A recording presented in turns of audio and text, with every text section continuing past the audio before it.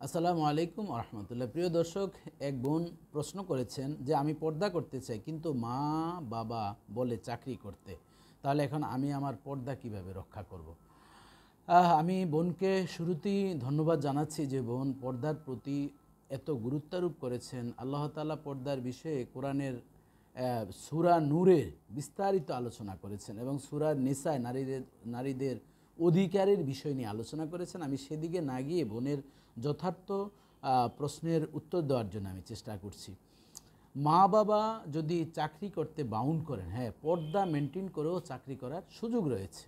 যেমন আমাদের মাযহাবে ইমাম আবু হানিফা রহমতুল্লাহ আলাই, তার মাযহাবে যদি ফিতনার আশঙ্কা থাকে, মুখ বন্ধ রাখা এবং এই হাতের কবজি, এভাবে হাত মোজা পরা, পা মোজা পরা, এটি ফিতনার আশঙ্কা থাকলে এটি অবশ্যই এই পর্দার অন্তর্ভুক্ত। কিন্তু শাফি মাযহাবে দেখা যায় যে মুখ খোলা থাকা এবং হাতের কবজি পর্যন্ত খোলা থাকা, এটি শাফি মাযহাবের, অর্থাৎ রাসূলুল্লাহ সাল্লাল্লাহু আলাইহি ওয়াসাল্লামের হাদিসে দুইভাবেই আছে।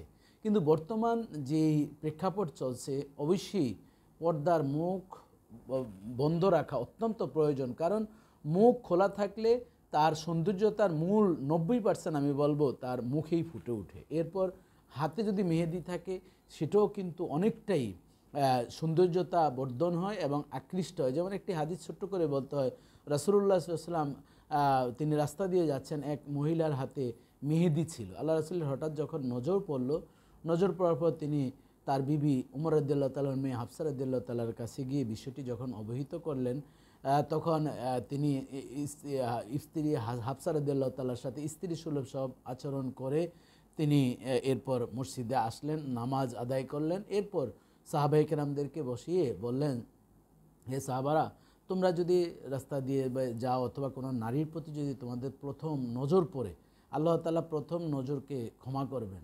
আলী রাদিয়াল্লাহু তাআলাকে স্পেশালভাবে বলছেন যে আলী, রাস্তা দিয়ে যখন যাও, যদি কোনো বেগানা নারীর দিকে নজর পড়ে, প্রথম নজর আল্লাহ তাআলা ক্ষমা করেন, কিন্তু তাকে বোঝার জন্য আবার যদি তুমি যাও, তখন কিন্তু এটা গুনাহ কাউন্ট হবে।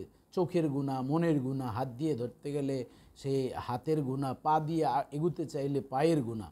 তো রাসূলুল্লাহ সাল্লাল্লাহু আলাইহি ওয়াসাল্লাম বলছেন যে তোমরা এরকম যদি মেহেদি হাতে দেখো, তাহলে ওই সৌন্দর্যের প্রতি যদি আকৃষ্ট হয়ে যাও, তোমাদের স্ত্রীর কাছে তোমরা চলে যাও, স্ত্রীর সাথে গিয়ে তোমরা সে এনজয় করো। কারণ ওই মহিলার কাছে যেই সৌন্দর্যতা যা কিছু আছে, তোমার স্ত্রীর কাছে তাই আছে। এই হাদিস থেকেও আমাদের শিক্ষা যে যদি ফিতনার আশঙ্কা থাকে, হাত মোজা পরা এবং মুখমণ্ডল পর্দা করা, এটি কিন্তু ফরজ। এবং চাকরি মেনটেনের ক্ষেত্রে উচিত হচ্ছে, যদি এমন হয় যে স্বামী যদি রোজগার করেন, তাহলে তো আমাদের মা বোনদের চাকরি করার কোনো প্রয়োজন নেই। আল্লাহ রাসূলুল্লাহ বলেছেন, আল মারাতু আওরাতুন ইজা ইস্তাখরাজা ইস্তাশরাফা শয়তান। নারীর হচ্ছে গোপনীয় জিনিস, যত গোপনীয়ভাবে থাকবে ততই এটার মর্যাদা থাকবে। আর যখন রাস্তায় বের হবে, তার সৌন্দর্যতা প্রকাশ করবে, তখনই শয়তান তার উপরে ভর করে তখন পরপুরুষের দিকে তাকায়। আবার দেখা যায় তার সৌন্দর্যতার দিকে আকৃষ্ট হয়ে কোনো যুবকও তার দিকে তাকাতে থাকে, তখন জিনা বেবিচারের গুনাহ আমলনামায় লিপিবদ্ধ হয়।